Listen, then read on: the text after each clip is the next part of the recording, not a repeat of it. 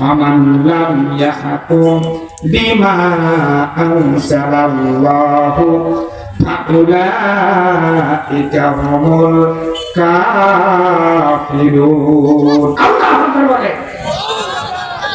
আল্লাহ রাব্বুল আলামিন ডাক দিয়ে বলেন আমার পক্ষ থেকে নাযিলকৃত কোরআনুল কারীমের বিধান দিয়ে যারা নিজের ব্যক্তি জীবন পরিচালনা করে না, সমাজ জীবন পরিচালনা করে না, রাষ্ট্র এই কোরআনুল কারীমের বিধান দিয়ে যারা পরিচালনা করে না, এই কোরআনুল কারীমের আইন দিয়ে যারা ইউনিয়ন পরিষদ পরিচালনা করে না, জজ কোর্ট পরিচালনা করে না, সুপ্রিম কোর্ট পরিচালনা করে না, আল্লাহ পাক রব্বুল আলামিন তাদের ব্যাপারে ফতোয়া দিলেন ফাউলাইকা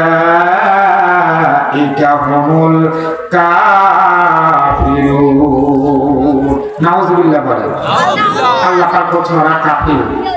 তাদের ব্যাপারে বললেন যারা আল্লাহর বিধান দিয়ে রাষ্ট্র পরিচালনা করে না, আল্লাহ পাকের বিধান দিয়ে ইউনিয়ন পরিষদ চালায় না, আল্লাহ পাকের বিধান দিয়ে সংসদ পরিচালনা করে না, আল্লাহর বিধান দিয়ে যারা জজ কোর্ট পরিচালনা করে না, সুপ্রিম কোর্ট পরিচালনা করে না, আল্লাহ পাক তাদের ব্যাপারে বলছেন ফাউলাইকা হুমুল কাফিরুন, ওরা কাফের।